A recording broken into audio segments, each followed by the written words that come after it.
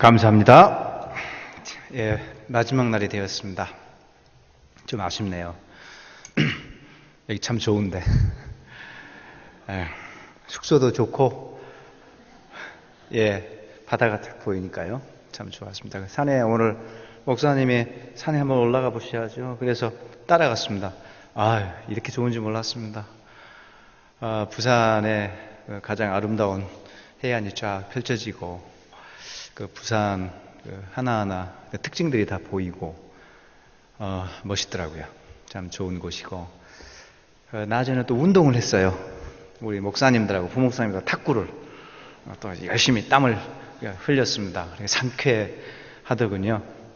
그래서 지금 땀 좀 빼고 올라왔습니다.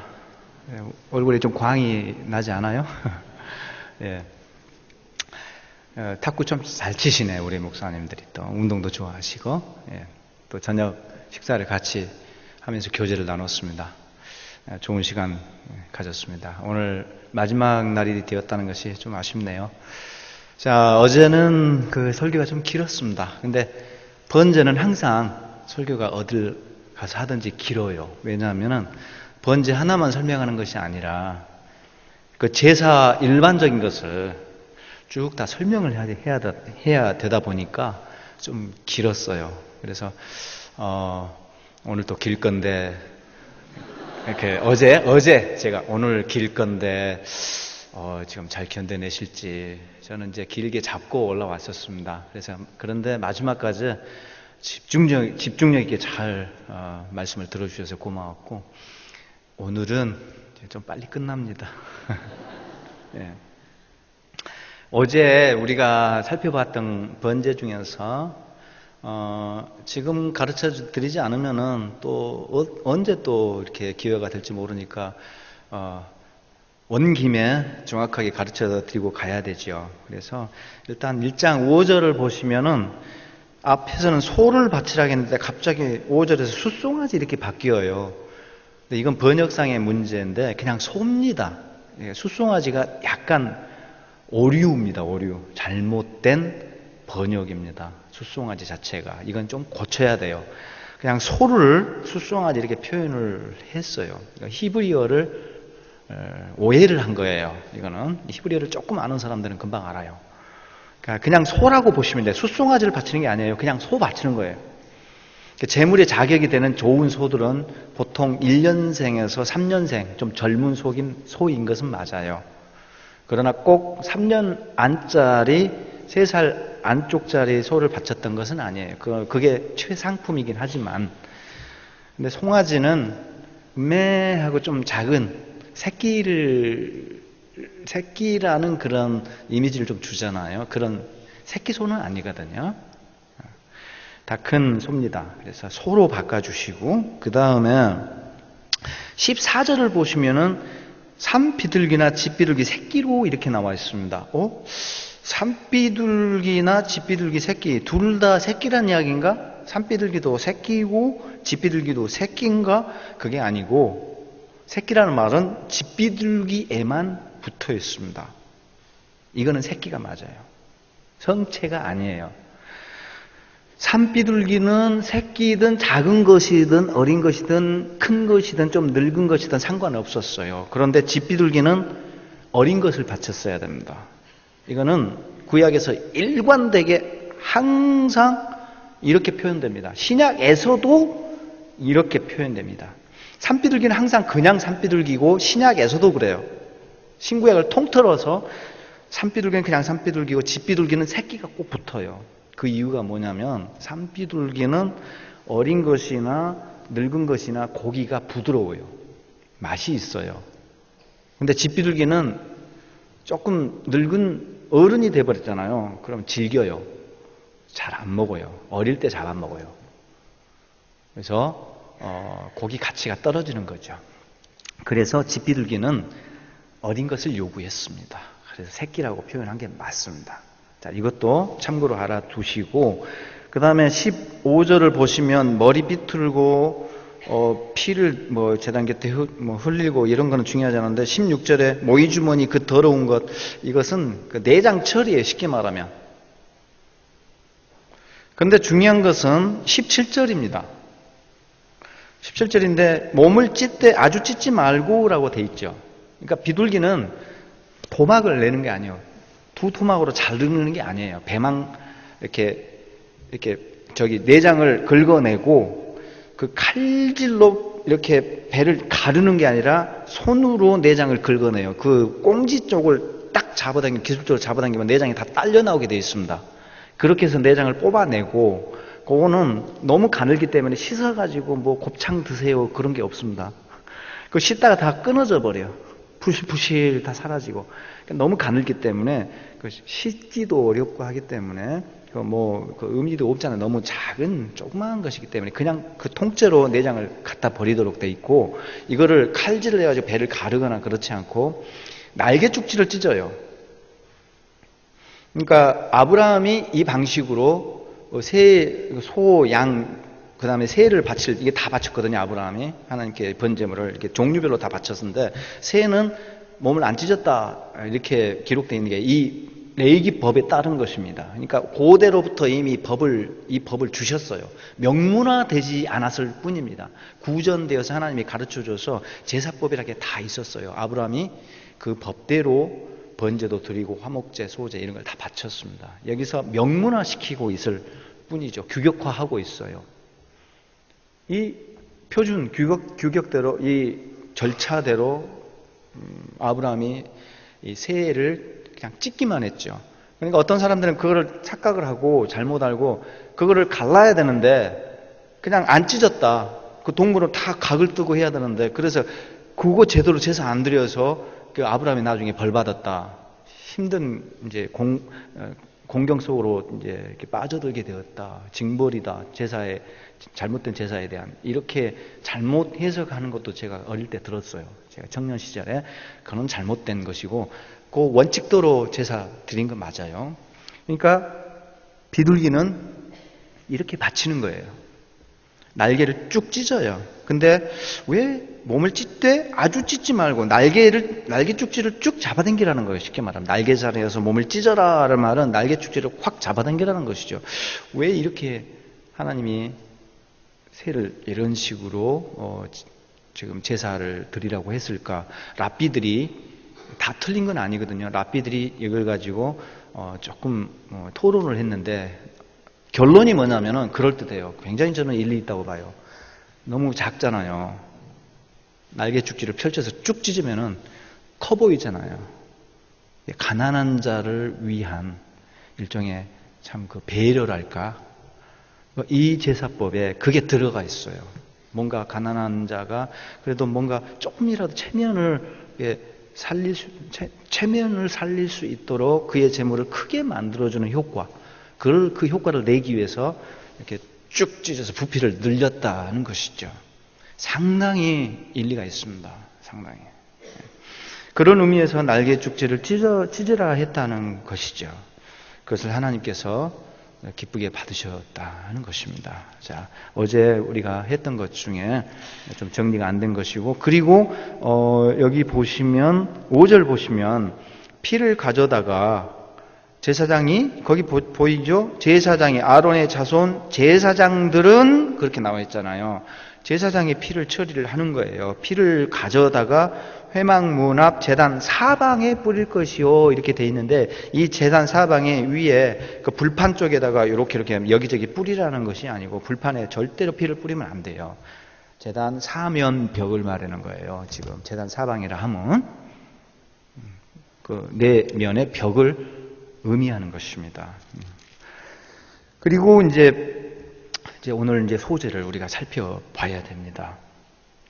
그 소제는 번제는 홀라당 다 태우는 것, 화목제는 잔치의 제사로 고기를 사람들이 나눠 먹기 위한 제사, 오늘 좀 이따 보겠지만 그 목적이 다 있어요. 그 다음에 그거를 바칠 때 그 왜 바치는 취지가 있어요. 번제는 헌신과 전적 드림을 그렇게 해서 감사를 표시한 것이고, 화목제는 그 감사 표시를 이웃과 더불어서 하나님께만 표현하지 않고 이웃과 더불어 풍성하게 감사를 나누기 위한 내 목적이 있어요. 그게 분명한 목적이 뚜렷하게 있거든요. 속죄제는 죄 때문에 드리고, 근데 소제는 그런 기능적인 특정한 하나의 목적이 있는 것이 아니고, 소제는 그 제물의 종류를 말합니다. 곡식 제사다라는 뜻이에요. 쉽게 말하면 소제, 곡식 제사. 그 곡식 제사가 재료가 밀가루예요. 주로 보리가루도 가끔 씁니다. 간혹 성경에 한 2번 정도 보리가루를 갈아라 하는 경우가 있어요. 그러나 대부분은 밀이 기본입니다. 기본 재료가 밀, 그 밀을 빻아요, 갈아요. 그러니까 쉽게 말하면 밀가루가 재료인 제사가 소제입니다. 곡식의 제사예요. 그래서 이 제사는 밀가루 제사라는 뜻입니다. 근데 이 밀가루 제사가 용도가 다양해요. 다양한 이유로 이렇게 드려요. 그러니까 한 가지로 특화되지는 않았다. 이 소제는 재료의 제사, 그러니까 재료가 밀가루라는 그런 제사를 지칭하는 것이고, 이 밀가루 제사가 참 다양한 목적으로 바쳐졌다. 이렇게 일단 이해를 하셔야 됩니다. 자, 그래서 이 곡식의 제사는 화면을 이제 보여주시면 좋겠네. 화면 보여주실 때 제 얼굴하고 하단에 좀 이렇게 기술적으로 띄워주시면 좋을 것 같습니다. 이렇게 말고, 그렇게 하기로 아까 지금 기술적으로 해주신다고 했는데, 왜냐하면 영상을 찍으니까 비디오 영상이 나왔는데 홈페이지 올라가는 거 봤거든요. 제 잘생긴 얼굴은 사라지고 그냥 이것만 나와요. 처음부터 끝까지. 이건 아닌데 저를 키우고 글자를 작게 해주시면 됐습니다. 괜찮아요. 괜찮습니다. 글씨가 크게 보여야 하니까. 제가 이렇게 전달하는 모습이 이렇게 나오면은 강의가 조금 더 이렇게 실감나게 아이 콘택이 되면서 비디오로 보더라도 조금 강의가 쏙쏙 들어오는 게 있죠. 그래서 제가 얼굴을 그래서 띄워달라고 지금 하는 것이죠. 이 얼굴을 이제 띄워주시면 좋습니다.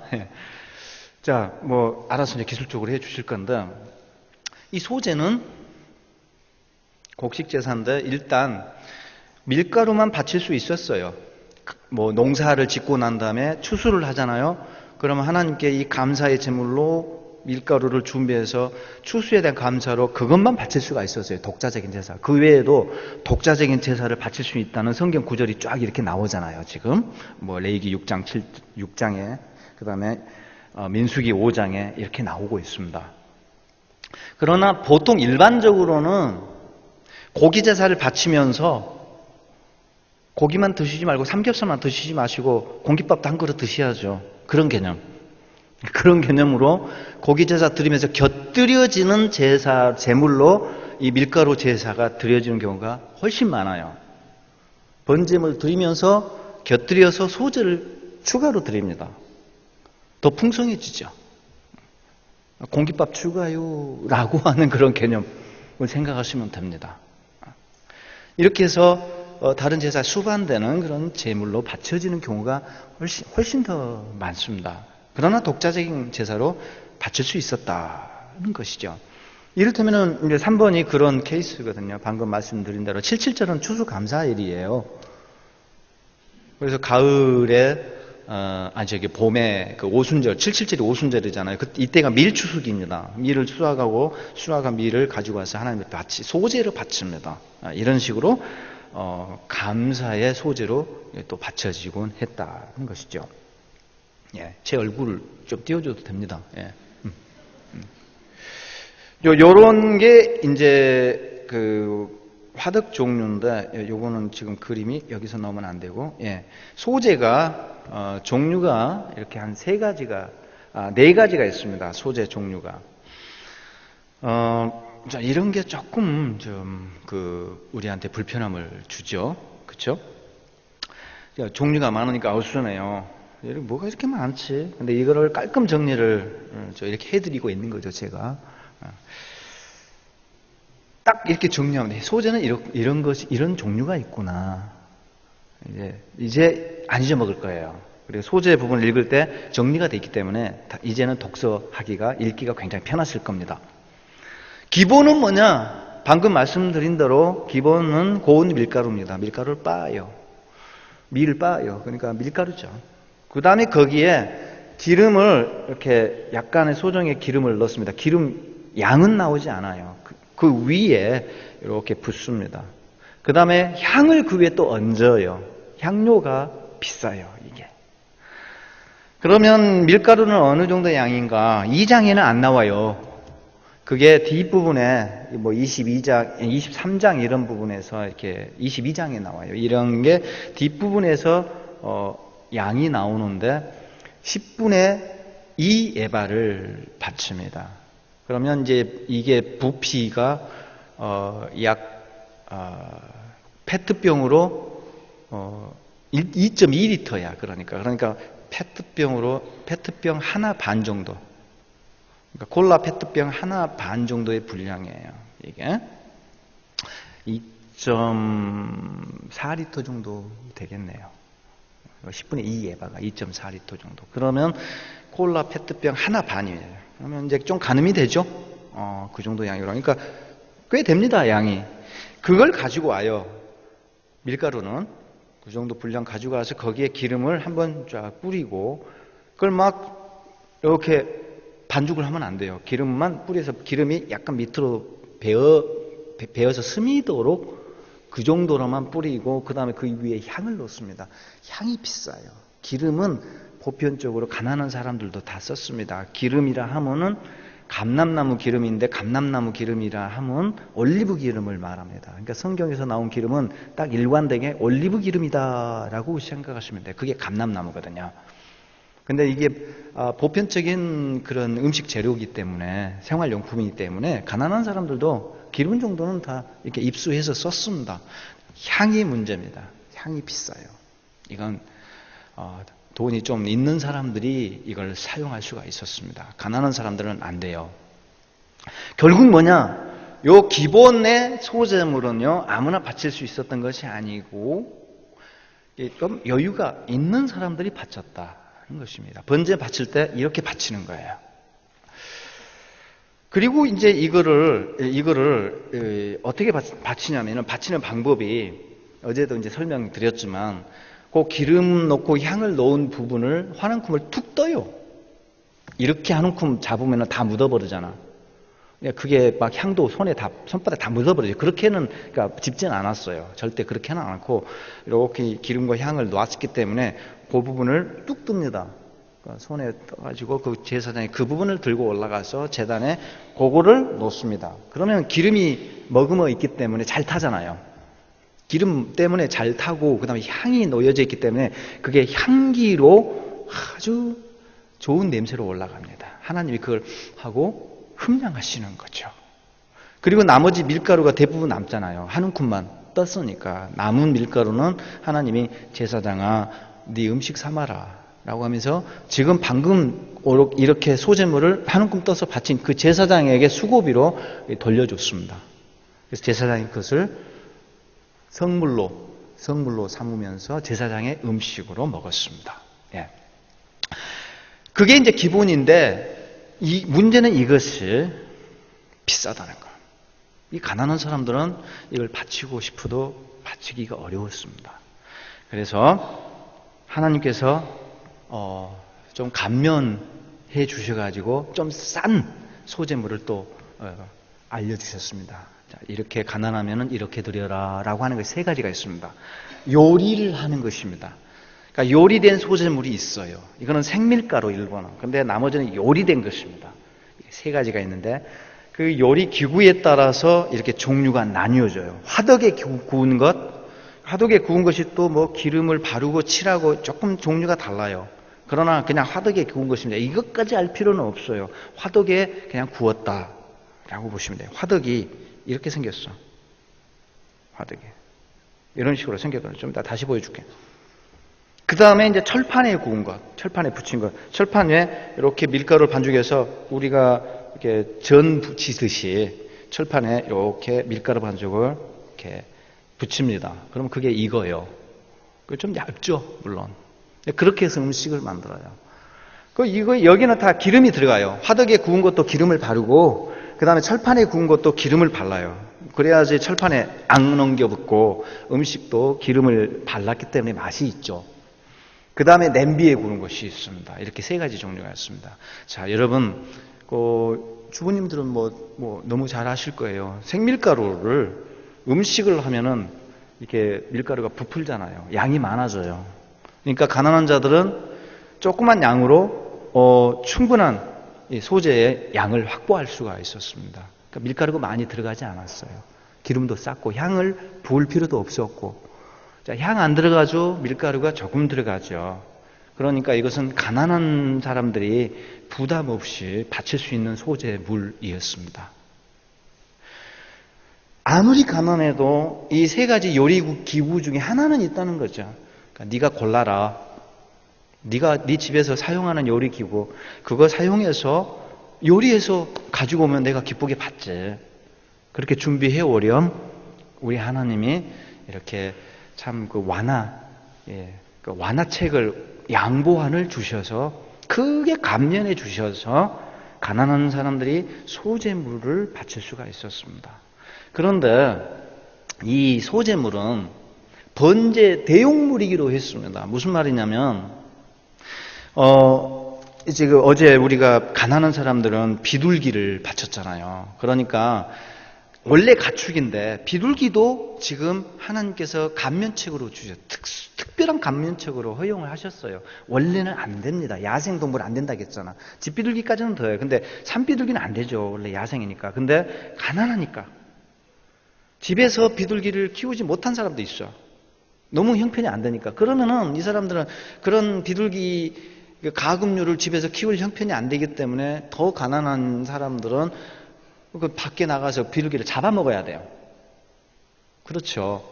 그러면 마을 어귀 위에 산비둘기들이 뭐 내려와서 모이도 먹고 이렇게 하거든요. 그러면 그거를 이렇게 몰래 가서 포획을 하면 돼요. 이게 잡는 게 쉬워요. 이 산비둘기가 동작이 굉장히 굼떠요. 동작이 느려요. 이놈들이. 남아공에서 제가 산비둘기 차로 많이 죽였습니다. 이놈들이 안 비켜.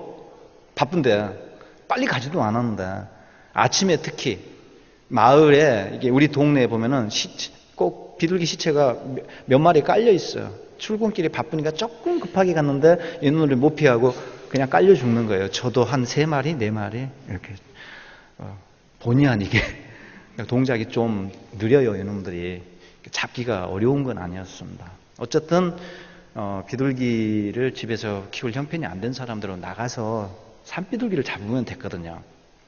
가난한 사람들은 감면책이었어요.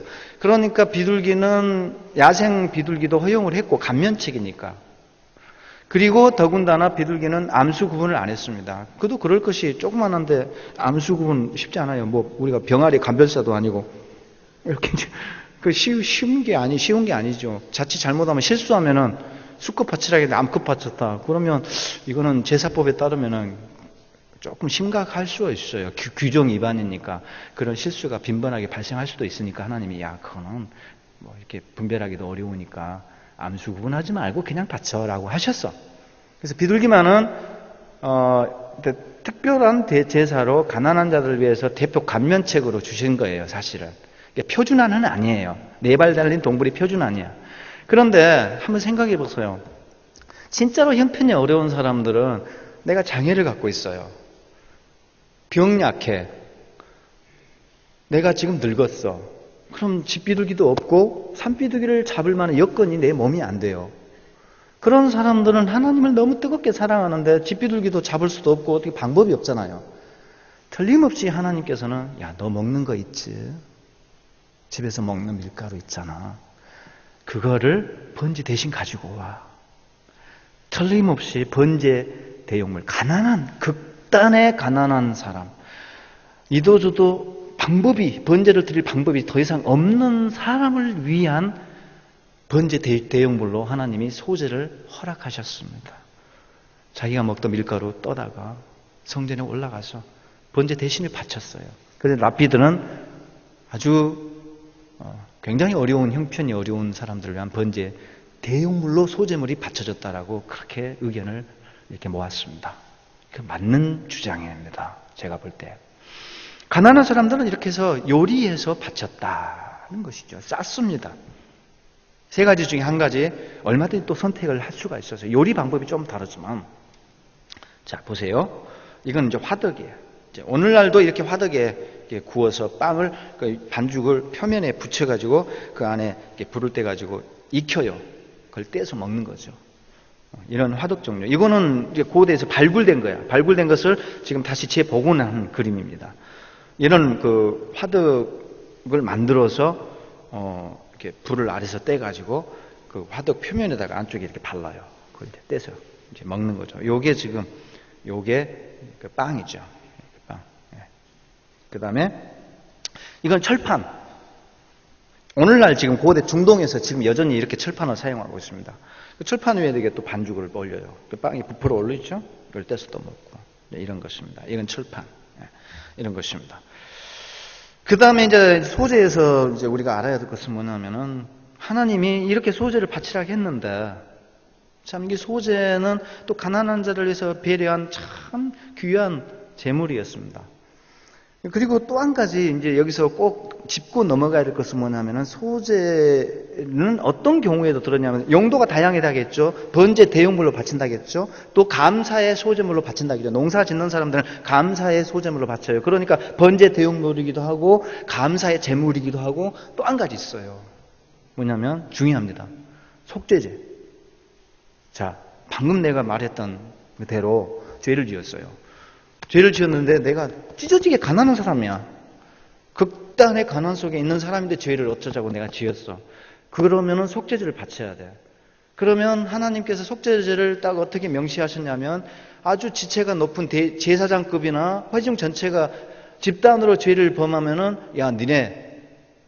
무심코 죄를 지었지만 니네 집단으로 죄 짓고 사회적인 영적인 포지션이 높은 제사장이 죄를 지었으면 이 죄가 가벼이 넘어갈 것이 아니야. 소 바쳐야 돼. 그래서 영적 지도자, 최고의 영적 지도자인 제사장과 회중 전체가 집단으로 죄를 지었을 때는 소를 바치게 되어 있습니다. 소. 근데 평민들은 염소와 양 바치면 돼요. 평민들.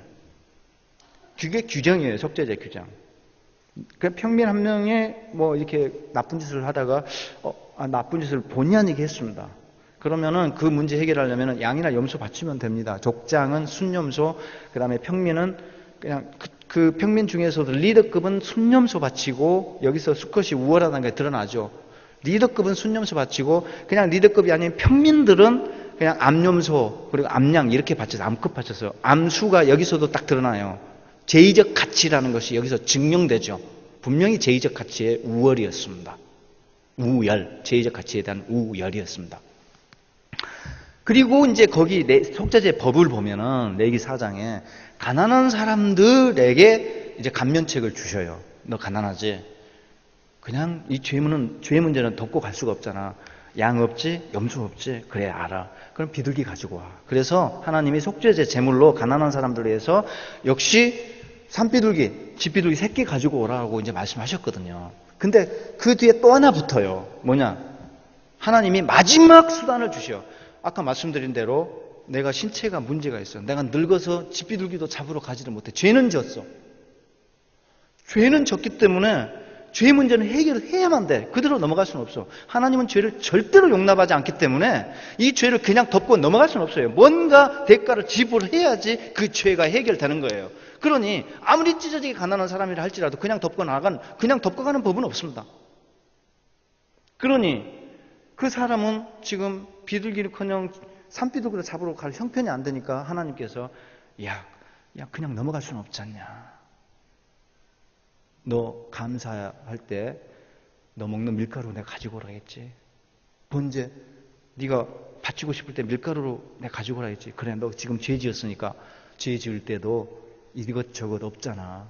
그냥 밀가루 가지고 와라. 하나님이 소재의 속죄물을 허락하셨어요.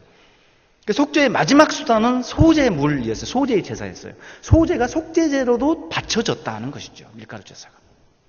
피가 없잖아. 하나님이 정하는 원칙이 안 맞는데 피를 내야지. 피가 이렇게 흘려야지. 이 짐승이 나를 대신해서 죽어야지. 내 죄가 용서를 받는데 대신 죽는 그 죽음 때문에 내가 대신 용서를 받는데 피를 안 내고 어떻게 피가 없는데 밀가루를 바치라 가지? 죄가 용서되나? 하나님이 자신의 재량으로 하나님의 주권으로 피 없는데 내가 피 있는 걸로 쳐줄게. 피 있는 걸로 해줄게. 이게 하나님의 은혜입니다. 이게 하나님의 은혜예요. 하나님의 재량으로 피가 있는 걸로 인정해 주시고, 그래, 너 형편이 어려운데 죄는 해결하고 가야 된다. 네가 준비할 수 있는 마지막 수단이 그런 밀가루라면 그거 가지고 와라. 그러니까 피 없지만 내가 피 효과를 내가 여기 넣어줄 테니까. 그러나 피가 있는 거야. 없다고 생각하면 안 돼. 분명히 지금 피가 있는 거야. 너는 피가 있다고 생각해야 돼. 그러면서 그걸 태우는 거예요. 그래서 그게 희생물이 되고 나를 대신해서 그게 태워지는 거예요.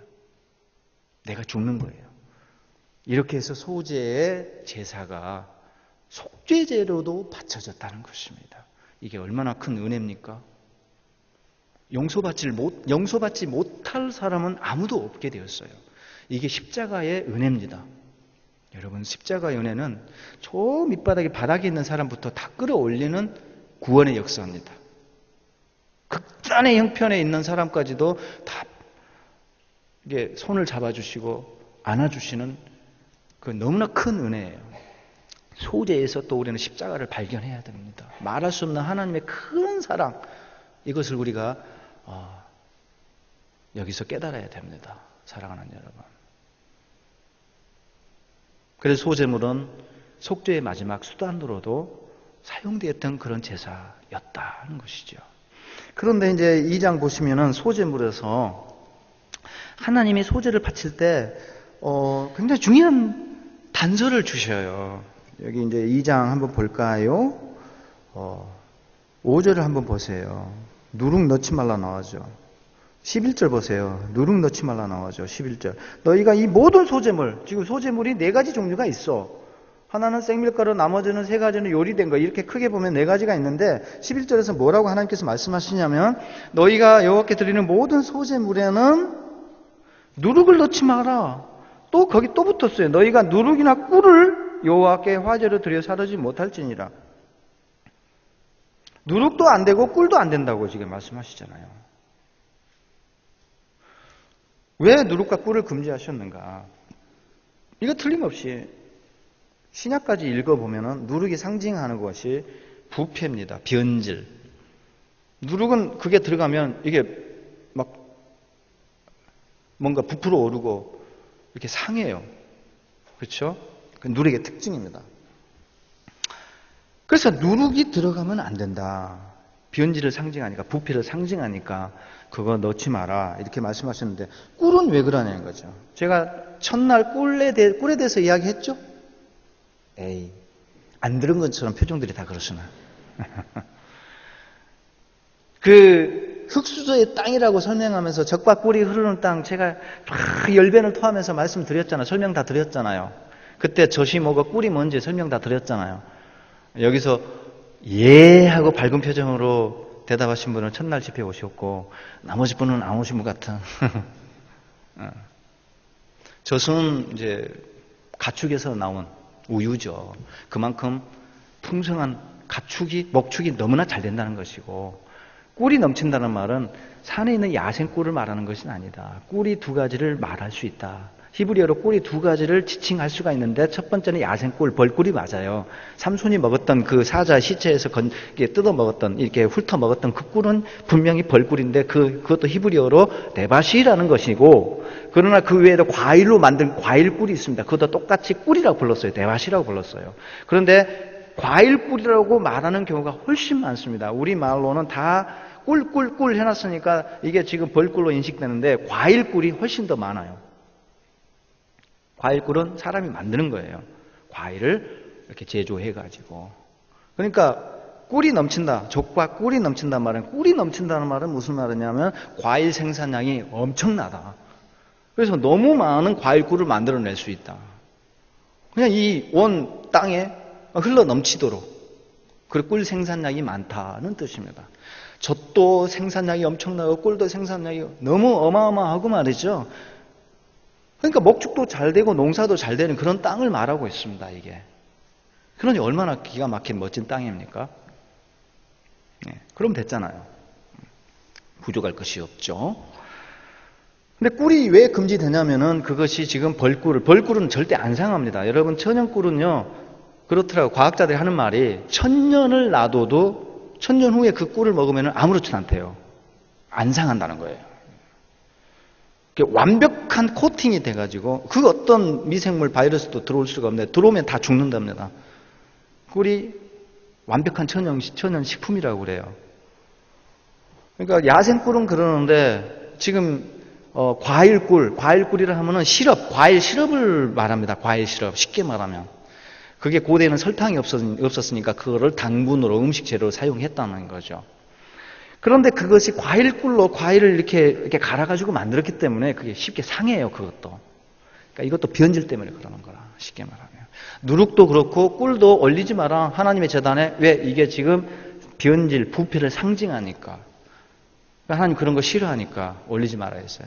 부패와 변질, 그 상징하는 거 절대 제단에는 합당하지 않다. 딱 금지했습니다. 그러니까 법으로 딱 명시해놨어. 누룩과 꿀은 안 된다.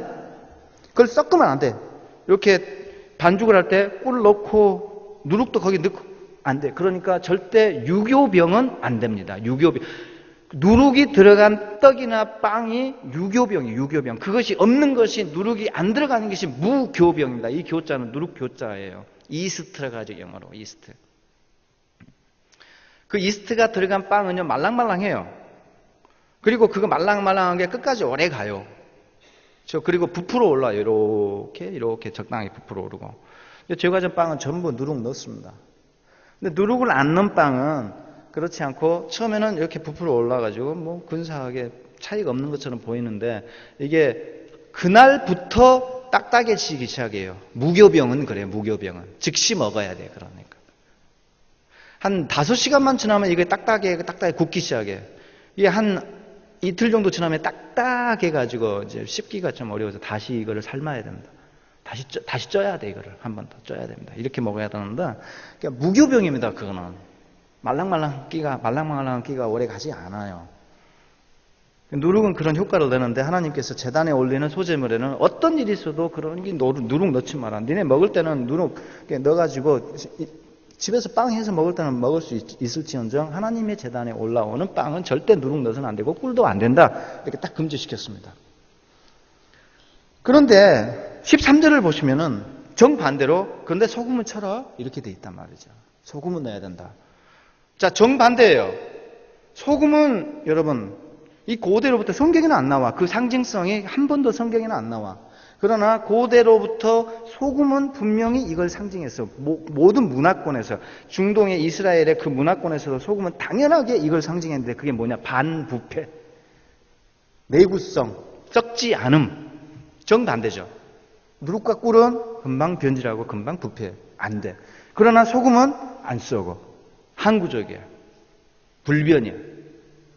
그래서 강력한 방부제 역할을 했던 소금은 필히 소재물에 섞어서 반죽해서 올려라. 소금치라고 한 거예요. 근데 하나님이 그 소금에 아주 굉장히 중요한 의미를 부여하셨다는 것이죠. 이 고대로부터 소금은 결속을 상징했어요. 동맹, 변치 않는 이 신뢰, 이거를 상징했어요. 그래서 신하가 왕 앞에서 충성을 맹세할 때 소금을 먹어요. 소금을 먹으면서 충성을 맹세해요. 그 말은 무슨 말입니까? 왕에 대한 충성심이 영원히 변치 않겠습니다. 충성을 내가 이 자리에서 소금을 먹음으로써 맹세합니다. 그 상징적으로 왕 앞에서 보여주는 거죠. 변치 않는 충성심을 나타냈습니다. 소금의 불변성, 강력한 방부제 역할, 효과, 이걸 나타내주고 있죠. 그리고 이렇게 부족끼리 동맹을 맺을 때도 그 마찬가지였습니다. 그 유목민들이 있어요. 이렇게 돌아다니는 유목민들이 오늘날도 중동에 있습니다. 그 사람들 베두인 종족이라고 해요. 베두인 종족. 베두인이라는 그 종족들은 유목민인데 고대로부터 지금까지 유목 생활을 하고 있습니다. 근데 그들에게 전래되어 온 속담이 하나 있습니다.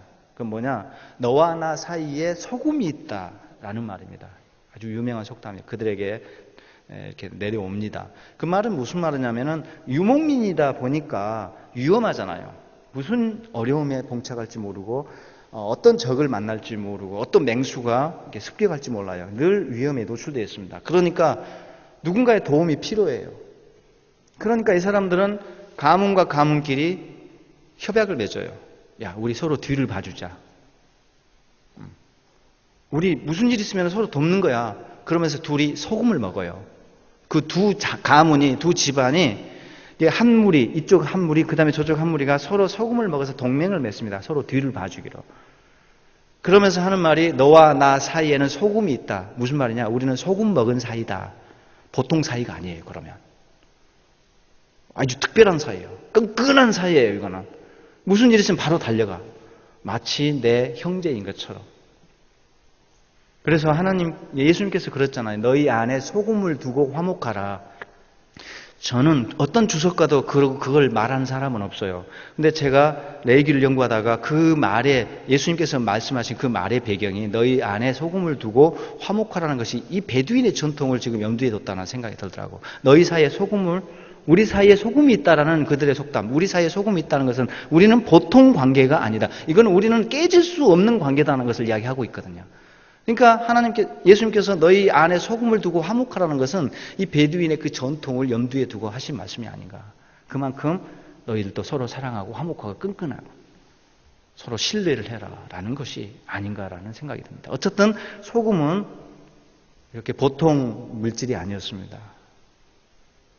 불변을 상징했습니다. 근데 소금을 넣어라 하면서 하나님께서 그 소금의 의미를 부여하잖아. 13절을 보세요. 이 소금칠하면서 그 소금에 중요한 상징성을 주고 있습니다. 이게 우리한테 중요하죠. 이 소금이 뭐냐면은 내 하나님의 언약의 소금이라고 하잖아요. 이 소금은 보통 소금이 아니야. 자, 소금 쳐라. 근데 왜 소금치라고 하는지 알아? 잘 들어. 이 소금은 언약의 소금이야. 무슨 말입니까? 야, 너희랑 나랑 무슨 사이야? 우리는 보통 사이가 아니야. 소금친 사이야. 그러니 너희랑 나랑 변할 수 있어? 절대로 그런 일은 있을 수가 없는 거야. 우리는 서로 소금 먹은 사이야. 우리 안에 소금이 있는 사이야. 그러니 우리 사이가 보통 사이야? 이게 지금 언약 관계를 이야기하고 있습니다. 하나님과 백성 사이에 맺은 언약이 이거는 불변의 언약이다. 변치 않는 언약이다. 그러니 그 언약을 기억하도록 하기 위해서 맨날 소금 쳐라는 거라. 그 소금을 칠 때마다 하나님과 우리 사이에 그 언약을 기억하라는 것입니다. 여러분, 우리가 하나님과 우리 사이에 우리는요, 하나님과 우리 사이에 이렇게 소금 쳐진 그런 보통 사이가 아니라 소금이 뿌려진 특별한 사이입니다. 여러분과 하나님 사이도 그런 견고한 언약 관계에 지금 여러분들은 이 교회에 몸담고 신앙생활 하고 있는 것입니다. 우리가 보통 관계가 아니에요. 똑같습니다. 우리도 하나님과 관계가요, 소금친 관계입니다. 변치 않는 관계예요. 이미 하나님과 우리 사이에는 소금이 뿌려졌습니다. 절대 변할 수가 없는 그런 관계예요. 그러면서 야, 우리 사이가 보통 사이가 아니라 소금쳐. 변하지 않는 거잖아. 너와 나 사이가 이렇게 소금친 사이야. 너하고 나이가 맺은 언약이 보통 언약이 아니야. 그러면서 말씀하시기를 내 언약의 소금이다. 이 소금은 언약의 소금이다라고 말씀하시잖아. 그리고 하나님의 언약은 소금 언약이라고 말하거든요. 이 소재물에 뿌려진 소금은 언약의 소금이고, 그렇게 함으로써 계속적으로 하나님의 변치 않는 언약을 기억하는 것이고, 그 언약은 변치 않는 소금 언약이 되는 거예요. 그래서 성경에서는 하나님의 언약을 자주 소금 언약 이렇게 표현을 합니다. 그게 바로 변치 않는 언약이라는 뜻입니다. 하나님의 언약은 절대로 변할 수가 없습니다. 하나님이 이랬다 저랬다 절대 그렇게 하지 않습니다. 변하면 우리가 변하는 거죠. 우리가 배신하는 거죠. 우리가 말 안 듣는 거예요. 그분은 그러나 한 번도 이랬다 저랬다 하지 않습니다. 사랑하는 여러분, 이 소재물에만 소금을 쳤냐? 그건 아니에요. 여러분 13절 같이 읽어볼까요? 자, 우리 같이 한 목소리로 읽습니다. 13절 시작. 내 모든 소재물에 소금을 치라. 내 하나님의 언약의 소금을 내 소재에 빼지 못할지니 내 모든 예물에 소금을 드릴지니라. 여기 보니까 뒷부분이 중요해. 내 모든 예물에 소금을 드릴지니라라고 지금 되어 있잖아요. 그럼 무슨 말이냐면 소재의 종류를 가리키는 게 아니야. 소재가 4가지 종류가 있는데 이 모든 소재 예물에 소금을 쳐라는 것이 아니고 이 내 모든 예물이란 것은 뭐냐면은 번제부터 나머지 모든 짐승제사. 그러니까 무슨 말이냐? 번제를 드릴 때도 소금 쳤어요. 여러분 삼겹살 구울 때 소금 다 뿌리죠. 그잖아요. 불고기 구우실 때 소금 다 뿌리죠. 그래야지 불고기가 맛있잖아요. 마찬가지입니다. 소금 뿌려야 돼요. 하나님의 제단에 고기 올려서 태워 바칠 때, 잡수세요 할 때 소금을 적당히 뿌려줘야 됩니다. 번제 바칠 때도 소금 뿌렸고 속죄제, 속건제, 화목제까지 모든 짐승의 제사에도 소금 쳤어요. 여기서 분명히 증거되고 있잖아요. 그게 에스겔 본문에서도 또 증거 나와요. 번제물 드릴 때 소금 쳤다는 말이 에스겔에 나와요. 그러니까 고기제사, 짐승제사 드릴 때도 소금 뿌렸습니다. 그래 이제 고기가 맛있죠. 소금 뿌리면. 그러면서 모든 제물을 드릴 때마다 마찬가지로 하나님의 언약을 기억하는 거예요. 번제물을 바칠 때 소금을 뿌려가지고 하나님의 불변의 언약을 기억하고 그걸 참 감사해서 그 감격 속에서 그 관계 속에서 하나님 앞에 참 기쁨으로 번제드리고 용서받기 위해서 속죄제 바칠 때도 그 불변의 하나님의 언약을 기억하면서 소금을 뿌리면서 주님 용서해 주십시오라고 하면서 언약을 기억하면서 속죄 제물을 바쳤습니다. 속건제도 그렇고 화목제도 마찬가지고요. 소금이 굉장히 중요한 역할을 했습니다. 예. 그럼 화목제를 이제 들여다봅시다. 화목제는 이제 오늘 우리가 이제 화목제와 더불어 집회를 마무리할 건데 너무나 감동적인 제사입니다. 이것도 화목제는 일단 히브리어로 보면은 재밌어요, 이게. 히브리어로 셜라밈 그럽니다. 셜라밈? 뭔가 익숙한 발음인데, 샬롬? 예, 맞아요. 샬롬에서 왔어요. 이것이 복수가 되었어요. 샬롬 들. 이거 잘못해 욕 비슷한데, 샬롬들. 좀, 예. 샬롬 들, 그러니까 이런 뜻으로 복수 개념입니다. 그러니까 왜 이게 복수가 됐느냐에 대해서는 이런저런 견해가 있는데 그건 중요하지 않아요. 샬롬이라는 단어에 뿌리를 두고 있다는 것이 중요하죠. 샬롬이 무슨 개념이죠? 안녕하십니까? 우리말 안녕하십니까? 하고 완전히 똑같다고 보시면 돼요. 안녕하십니까? 안녕이라는 개념, 그게 샬롬입니다. 우리말 안녕이라는 개념은 잘 된다는 거죠. 편하다는 것이죠.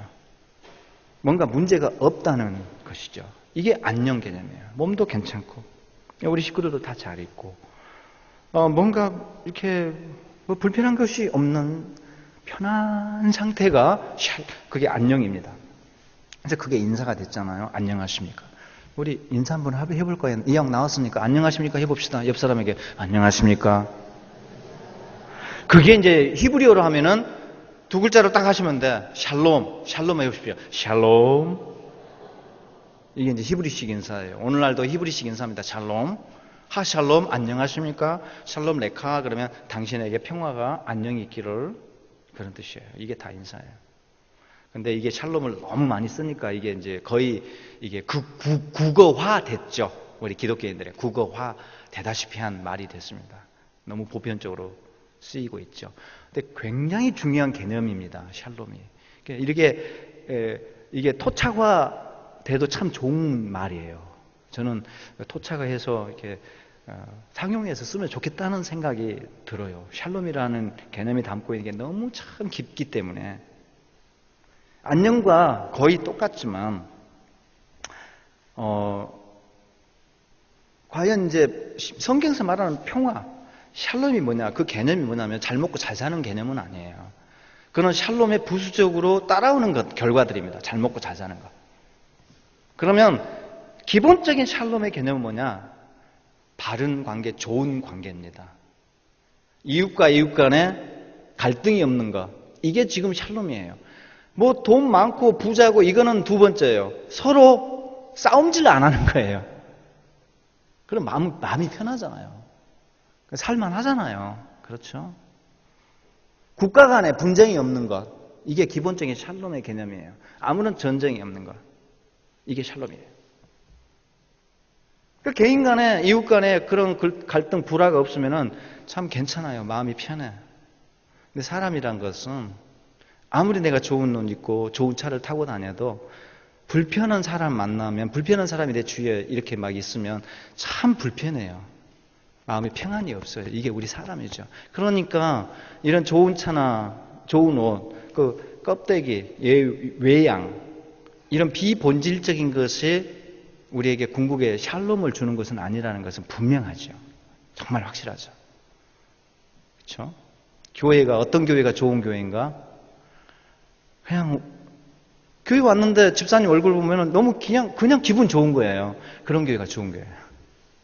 목사님 얼굴을 딱 보는 순간 내가 고민이 많고 갈등, 상처가 있고 있는데 목사님 얼굴을 보는 순간 눈물이 픽 나와.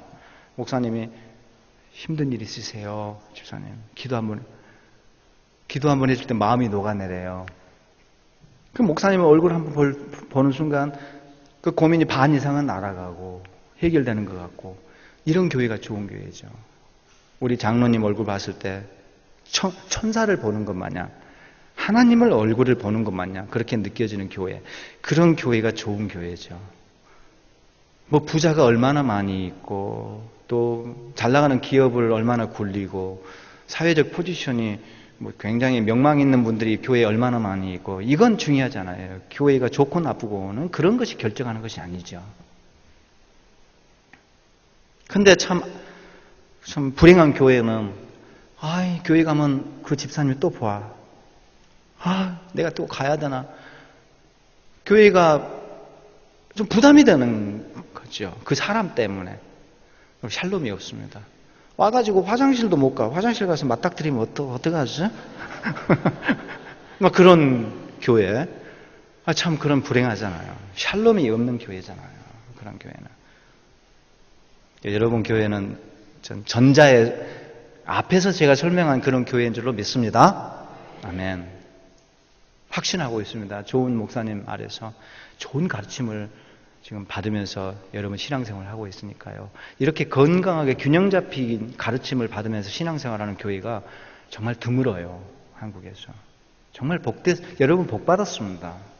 목사님 대화하면서 참 귀하다, 이런 생각을 계속 갖고 있어요. 제가 참 모델이 될 만하다. 나도 목회를 하면은 이분처럼 해야 되겠다는 그런 생각이 드는 거죠. 마음속에. 어쨌든 궁극의 샬롬이라는 것은 관계입니다. 그 다음에 나머지는 보너스로 물질들도 추워지고 뭐 더 풍성해지고 건강도 따라오고, 샬롬이 마음이 편하면요, 갈등이 없으면 신명이 나서 일도 잘 되고 열심히 일을 하게 되고 돈도 막 펑펑 낭비하지 않고, 그러니까 부수적으로 그런 축복들이 따라옵니다. 다른 것도 잘 돼요. 궁극의 가장 기본적인 평화가, 샬롬이 우리에게 있는가, 그걸 우리가 이제 늘 확인해야죠. 이웃 간에, 우리 가족 간에도 마찬가지, 교회도 이제 마찬가지라는 것이죠. 그게 바로 이제 성경에서 말하는 샬롬인데, 그거를 기뻐하고 기념하고 축하하고 또 그것을 더 풍성하게 하는 제사가 화목제라는 거죠. 거기에 목적이 있습니다. 화목을 더 풍성하게 나누고 그 기쁨을, 감사를 이웃과 더불어서 참 이렇게 공유함으로 말미암아 그것이 2배, 3배, 참 더 몇 배로 증폭되는 것, 이게 화목제입니다. 이거는 당연히 자발적인 제사일 수밖에 없습니다. 하나님이 화목제 바쳐, 이런 법은 없어요. 내가 기뻐서 자원해서 달려가서 바치는 거예요. 번제처럼. 번제하고 그러나 조금 이게 제사가 특징이 다르다는 거죠. 이것은 수평적 친교의 강조가 있다는 점입니다. 번제는 완전히 수직적이었어요. 하나님께만 all-in 하는, 집중하는 제사가 번제였습니다. 그러니까 수직적으로 몽땅 하나님 앞에 바쳤죠. 그러나 이것은 분배, 이웃 간의 나눔에 더 강조점과 초점이 있었다. 그러니까 이것은 수평적인 친교의 강조가 있었기 때문에, 원래 이게 영어 성경으로는 화목제가 피스 오퍼링으로 많이 번역되어 있습니다. 그런데 어떤 번역은 이 부분을 강조해서 친교, 나눔, 화평, 사귐, 교제 이걸 강조해서 이 뉘앙스를 이게 뽑아내가지고 펠로우십 오퍼링으로 번역한 그런 영어 성경도 있습니다. 굉장히 좋은 번역이에요. 친교제라는 거죠. 사귐의 제사라는 거죠. 굉장히 샬라밈의 의미를 잘 반영한 번역입니다. 그러면 이제 우리가 조금 이따 이 특징들을 더 제가 추가로 이제 설명할 거예요. 근데 이제 여기서 봐야 될 것은 이 화목제를 바칠 때 좀 다른 제사하고 다른 특징을 갖고 있다. 그러면 화목제는 어떤 특징을 갖고 있느냐 하면은요. 일단 번제는 다 태웠는데 화목제는 이 기름은 어제 말씀드린 대로 삼겹살처럼 거기에 붙은 비계하고는 다른 개념이에요. 이건 기름 덩어리, 하얀 색깔을 띠고 있습니다.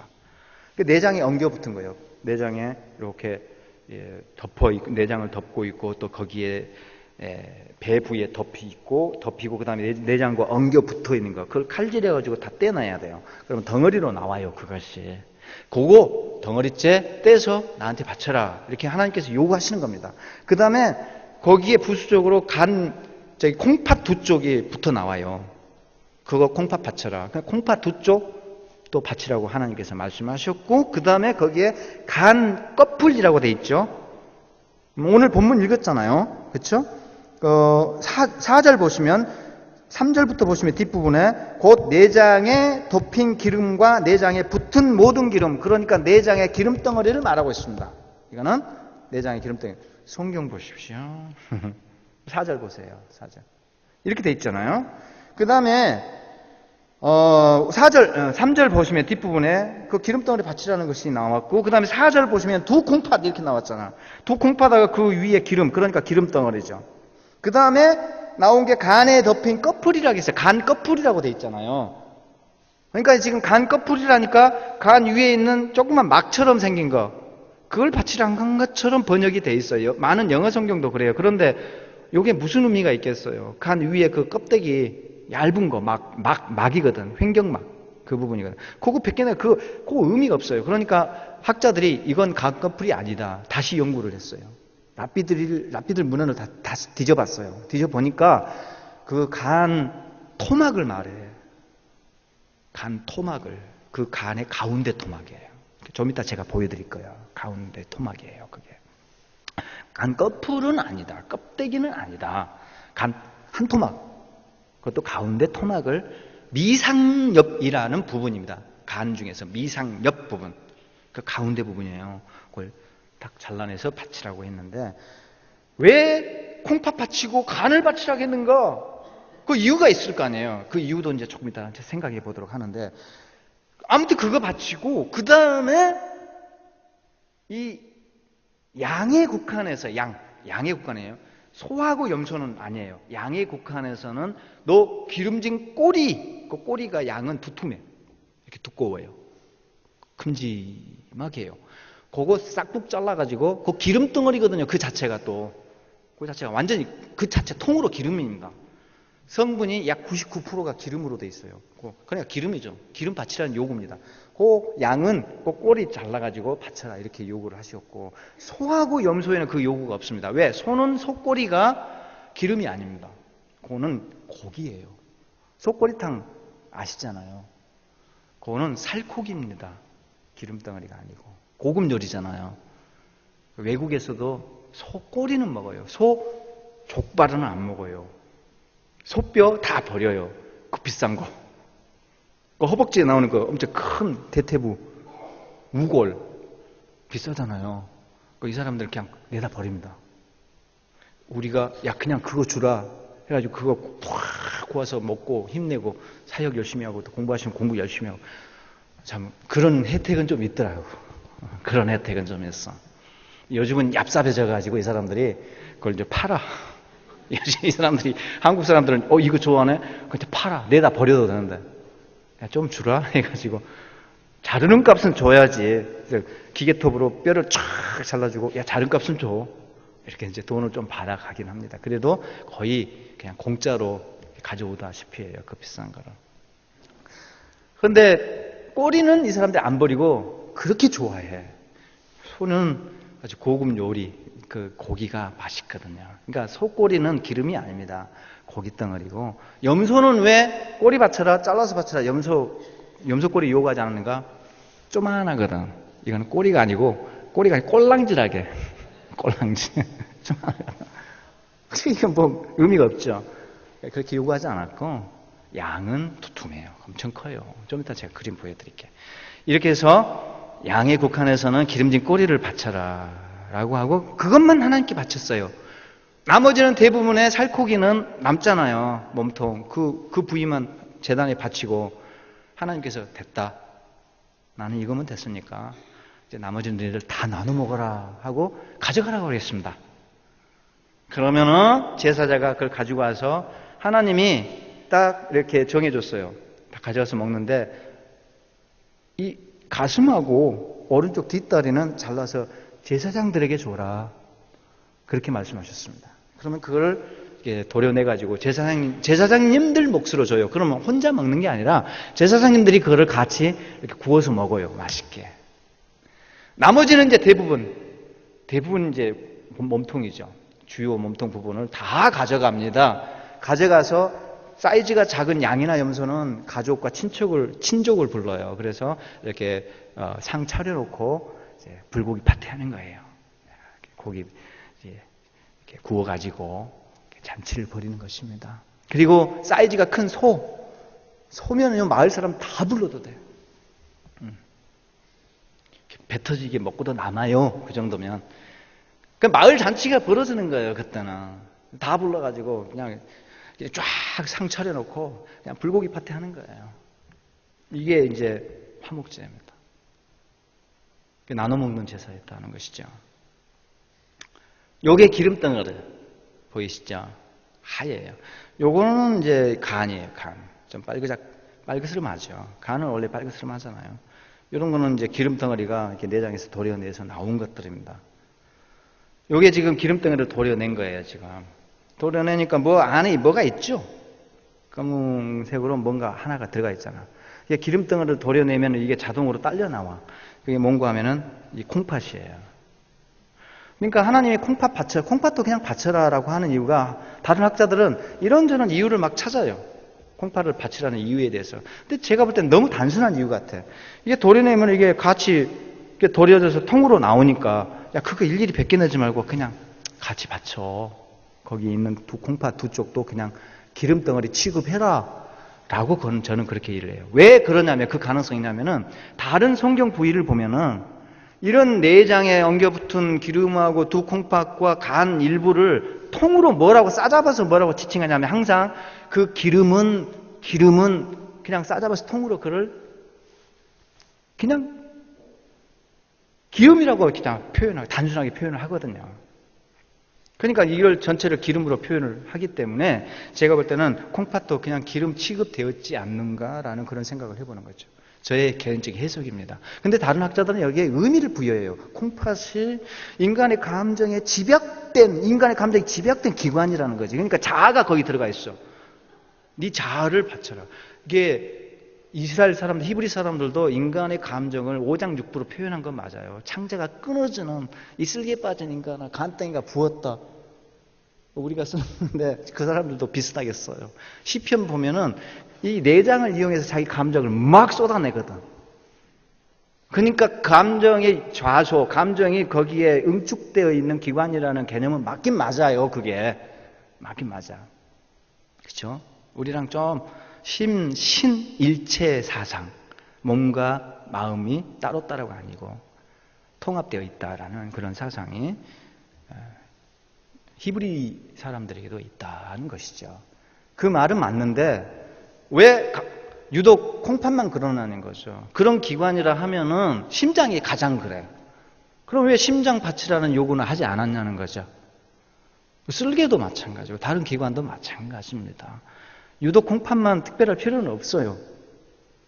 그러니까 가장 그런 식이면 심장인다? 심장은 요구하지 않는 걸 봐서 그것 때문에 콩팥 바치라고 한 것 같지는 않다. 이런 생각이 듭니다. 그러니까 딸려 나오니까 기름 취급했다라고 저는 단순하게 생각해요. 이 그림을, 사진을 볼 때 그게 맞는 것 같아요. 이걸 도려내니까 이게 같이 딸려오거든요. 이걸 파낼 필요가 없다는 거죠. 그냥 태워라. 기름이다. 라고 하셨다는 것이고. 그럼 간은 뭐냐는 거죠, 간. 간은 이게, 왜 간을 바치려고 했는가? 간도 그 가운데 토막만 이렇게 바치라고 하신 것인데, 미상엽이라는 부분을.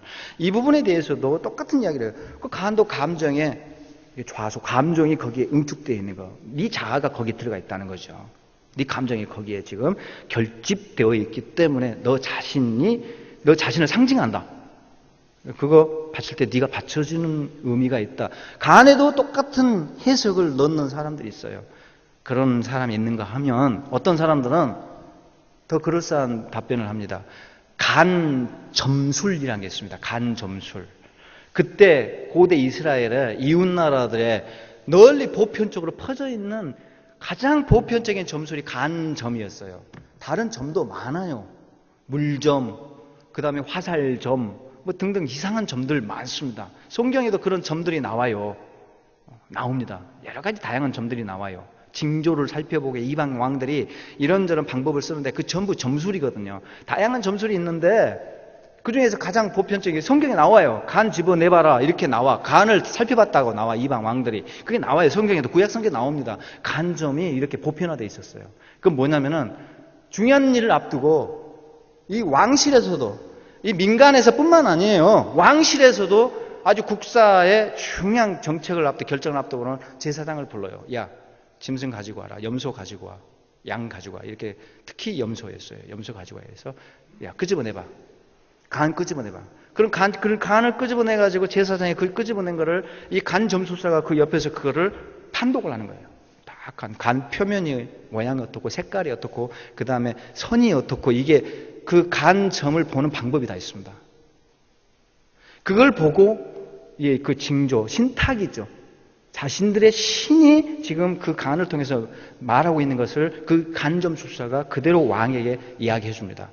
야, 지금 다음 달 1일에 내가 지금 출정을 하려고 하는데 군사를 끌고 지금 치려고 하는데 그때 괜찮겠어? 이렇게 물어봐. 딱 보고는 아니되옵니다. 지금 그때 가면 패전입니다. 이렇게 하면서 나를 다시 잡아주는 거예요. 몇 월 며칠에 출정하십시오. 이런 중대한 국사를 점술사를 통해서 결정을 했다는 것이고 왕실에서 뿐만 아니라 민간에서도 그랬다는 것이고 특히 간점 학교가 있었어요. 간점술 학교가. 그 간점술사를 전문적으로 양성을 했어요. 그래서 간점 교과서에서 모형 간을 만들어. 그게 엄청나게 발굴됐어요. 모형 간이. 거기 보면은 간이 이런 모양일 때, 선이 이런 모양일 때 거의 전부 그때 그 당시에 간을 끄집어내니까 그 간 모양이 이렇게 됐을 때 국가가 이 나라에 이웃 나라에 무슨 일이 발생했다 그걸 다 기록해 놨어요.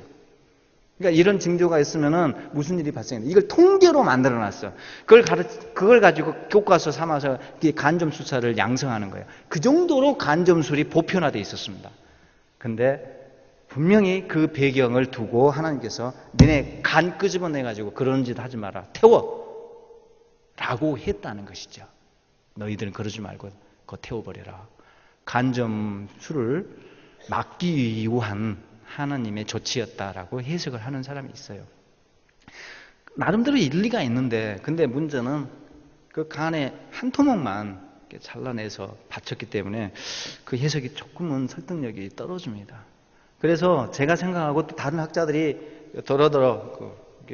몇몇의 학자들이 주장하는 것이 있는데 저는 그것이 가장 설득력이 있다고 생각해요. 뭐냐? 여기 색깔을 보시면 간이 빨갛잖아요. 생간 이렇게 남자분들 좋아하시죠? 이렇게 기름장에 딱 찍어 먹으면 맛있잖아요. 갑자기 침 나오네. 꿀꺽. 맛있잖아요. 생간. 근데 간이 요리하면은 색깔이 달라지는데 요게 지금 생간은 빨갛습니다. 여러분 고대 사람들, 고대인들 그리고 고대인뿐만 아니라 최근까지 근세에 이르기까지 의학이 발달되기 전까지 모든 문화권에서 모든 대륙에서 사람들이 똑같이 생각한 것은 뭐였냐면요. 사람 피가 간에서 만들어진다고 생각했어요. 왜? 이게 빨갛다 보니까. 이건 피를 만들어내는 기관이라고 생각을 했어요. 근데 현대의학이 발달돼가지고 근세 이후에 피는 골수, 뼈 안에 있는 골수에서 만들어진다는 것이 이제 밝혀졌죠. 간에서 만들어지지 않았죠. 근데 중세시대까지, 고대는 물론 중세시대까지 사람들은 이 피는 간에서 만들어진다고 생각을 했기 때문에 피를 만들어내는 기관이니까 이게 보통 중요한 기관입니까? 특별히 성경적으로 구약의 사상에 따르면 왜 하나님께서 뭐라고 선포하시죠? 피는 곧 생명이다. 이렇게 말씀하시거든요. 그러니까 피가 곧 생명인데 그 피를 만들어내는 기관은 이게 보통 기관이겠느냐고요. 이건 완전히 특별한 기관이죠. 의학적으로 현대의학이 발달해서 지금의 관점으로는 잘못된 것이지만 고대인의 관점에 맞추어서 하나님께서 법을 주신다니까요. 그 사람의 한계, 그 사람의 어떤 가치관, 제도의 틀 속에 그걸 받아가지고 가르침, 핵심적인 본질의 가르침을 주시는 것이 우리 하나님께서 법을 주시는 방법인데 이것도 마찬가지. 우리의 관점은 현대의학적 관점으로는 분명히 잘못됐지만 이것이 그때 당시 사람들이 다 간에서 피가 만들어졌다고 생각하기 때문에 너네 그렇게 알고 있잖아. 그래 피를 만드는 기관이니까 이게 보통 기관이야? 야 그거 먹지 말고 뭐 좋아 괜찮아. 그럼 너네들 먹을 수는 있는데 그래도 상징적으로 제일 중요한 가운데 토막은 잘라서 나한테 일부러 바쳐야 된다.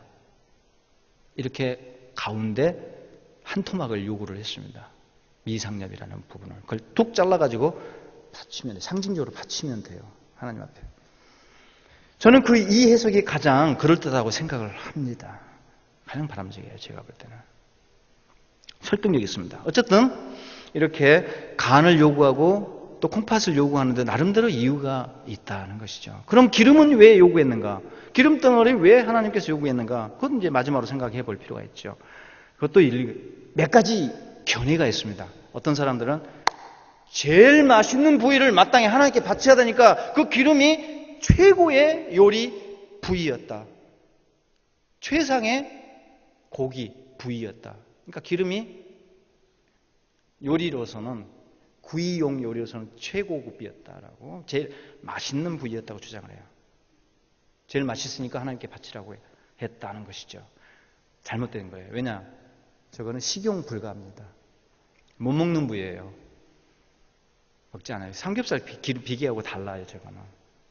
물론 음식에 풍미를 더하기 위해서 살코기 구울 때 저걸 조금씩 이렇게 잘라서 넣어서 고기를 좀 부드럽게 하고 좀 풍미가 나게 하고 하는 것은 있어요. 근데 그 자체를 구워가지고 먹지는 않아요. 지금도 안 먹어요. 먹지 않습니다. 지금 팔레스타인에서도 안 먹고 제가 남아공에 선교사 10년이 있는데 이 가판에서 길거리에서 저렇게 양 잡고 염소 잡아가지고 바로 즉석에서 구워가지고 파는 그런 노점상들 많아요. 많이 사 먹었어요. 그 선교 여행 막 이렇게 가다 보면은 길거리 배가 고프니까 그걸 사 먹어요. 근데 그 사람들이 양이나 염소를 잡아가지고 저 기름 부위를 내장에서 딱 도려내가지고 걸어놔요. 딱 걸어놔. 하얀색입니다. 치렁치렁 이제 걸려요. 절대 그거는 판매도 안 되고 식용도 안 돼요. 그건 이제 집에 가서 기름 만들고 그 다음에 그 비누 만들고 이런 용도로 쓰는 거예요. 식용 불가입니다. 그러니까 맛있어서 최고로 맛있어서 바치라는 것은 잘못된 개념입니다. 그렇게 알고 있는 그렇게 설명하는 주석가들도 있고 그렇게 설교하는 목사님들도 이제 꽤 있습니다. 그러나 잘못된 개념입니다. 먹지 못하는 부위예요. 그러면 왜 바치라고 했는가? 왜 바치라고 했는가? 하나님이 정반대는 아니죠. 다른 견해로 이게 사람 몸에 너무 해로우니까 콜레스테롤 덩어리잖아요. 그러니까 하나님 미리 아시기 때문에 기름이 콜레스테롤이 얼마나 나쁜지 다 미리 아시는 하나님이 야 너네 이거 먹으면 건강에 너무 안 좋아. 그러니까 먹지 말고 그냥 태워. 이렇게 해서 건강을 고려해서 기름을 잘라서 태워라 라고 하셨다는 거예요. 그럴듯하죠. 건강학적인 설명을 하시는 분들도 있고 특히 안식교회, 제7일 안식일교회에서는 그렇게 주장을 합니다. 잘못된 개념입니다. 콜레스테롤 자체가 오늘날 이렇게 의학의 발달이 돼서 이렇게 밝혀진 바이기도 하지만은 콜레스테롤은 필수 영양소거든요. 그걸 많이 먹으니까 문제가 되지 그 자체는 적당히 먹어줘야 돼요. 그런 이유는 아닌 것 같고 다른 이유를 찾는다면은 바로 이것이라고 생각해요. 기름의 상징성. 아까 간이 그런 상징성을 나타낸다고 했죠. 기름도 상징성 때문에 그래요. 여러분 조금 먹고 살만합니다라는 표현을 우리는 뭐라고 표현하냐면 얼굴에 좀 기름기가 흐르시네요 라고 하잖아요. 기름이라는 그 상징은요, 모든 문화권에서 다 똑같아요. 요즘 잘 나가시네요. 요즘 좀 풀렸네요. 그런 뜻입니다. 우리 옆에 있는 성도님 얼굴 한번 보세요. 기름기가 좀 붙었습니까? 왜? 그렇죠. 우리는 웃음 자체가 영적인 기름입니다. 우리의 기름은 웃음이에요. 얼굴에 화평한 모습에 온화한 미소가 나타나가 그게 우리의 기름이죠. 그렇습니다. 이렇게 배에 기름이 좀 붙으면 요즘 좀 먹고 살만하네. 기름이 주는 상징성이 있어요. 포동포동. 기름이 주는 상징성. 그게 뭐냐? 풍요를 상징하잖아요. 기름이. 그 어디나 마찬가지입니다. 이 고대 이스라엘도 마찬가지. 기름은 풍요를 상징했어요. 그 다음에 두 번째 힘을 상징했어요. 이 기름에서 힘이 나온다고 생각을 했어요. 기름진 소. 육중한 힘이 있는 소잖아. 기름진 소. 그 기름에서 이렇게 힘이 나온다는 거예요. 그 기름은 강력한 힘의 근원이라고 생각을 했습니다. 그 기름이 풍요를 상징하고 힘을 상징하기 때문에 여러분, 그 기름과 그 힘과 풍요가 어디서부터 와요? 결국은 궁극적으로 누구로부터 옵니까? 여러분의 풍요를 주시고 힘을 주시는 분은 누굽니까? 하나님이시잖아요. 하나님이 우리에게 풍요도 주시고 힘도 주시잖아요. 그 근원 되신 분은 하나님이셔요. 그러니 기름을 떼서 바칠 때 그게 고백되는 거예요. 하나님께서 이걸 주셨습니다. 내게 풍요를 주신 하나님, 내게 힘을 주신 하나님, 하나님 감사합니다. 이걸 우리에게 주신 하나님께 감사해서 하나님께 돌려드립니다. 라고 하는 그 고백입니다. 저는 이게 가장 참 괜찮은 멋있는 해석이라고 생각합니다.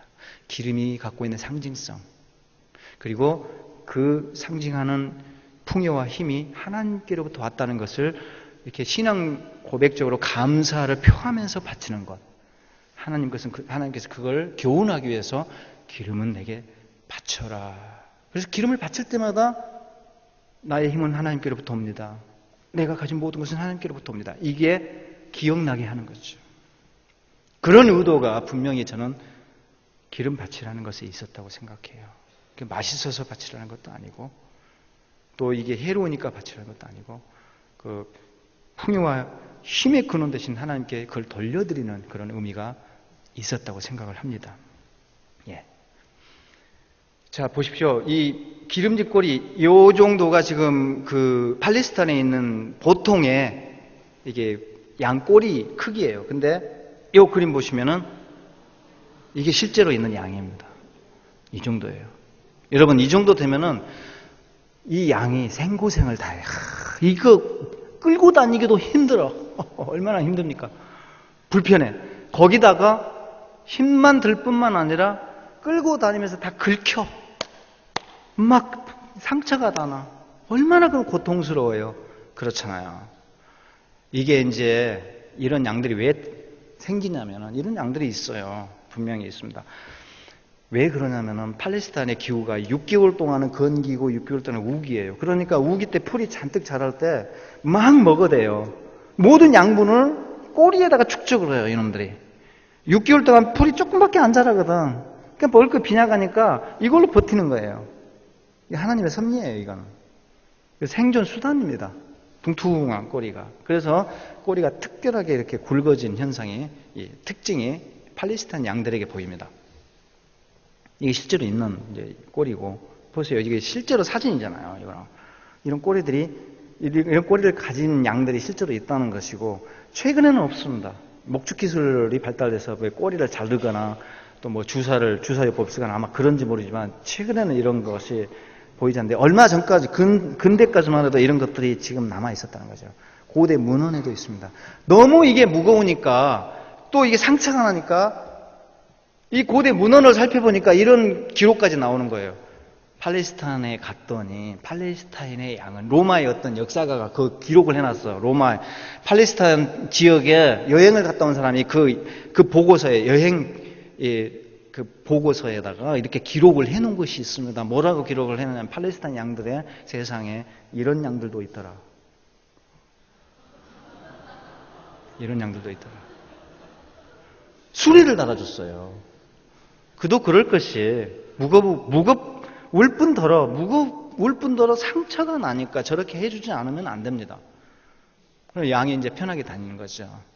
그 정도로 꼬리가 두툼했습니다. 저게 기름덩어리 자체였어요. 저걸 잘라서 기름이잖아. 그러니까 내게 바쳐라. 하나님께서 요구하셨다는 거죠. 예.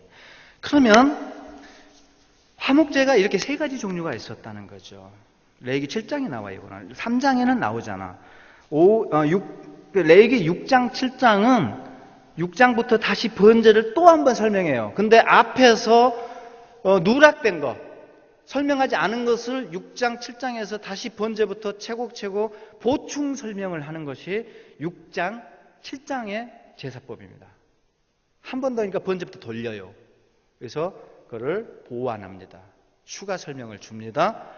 그래서 7장에 3장에서 빠져있는 화목제 종류를 여기서 이제 하나님께서 말씀해 주시는데, 야, 화목제는 세 가지가 있다 하면서 첫 번째 감사제가 있다라고 합니다. 찬양제라고도 해요. 이건 번역하기 나름이에요. 둘 다 괜찮아요. 감사, 찬양. 이거는 어떤 특별한 축복을 받은 후에 이걸 바칩니다.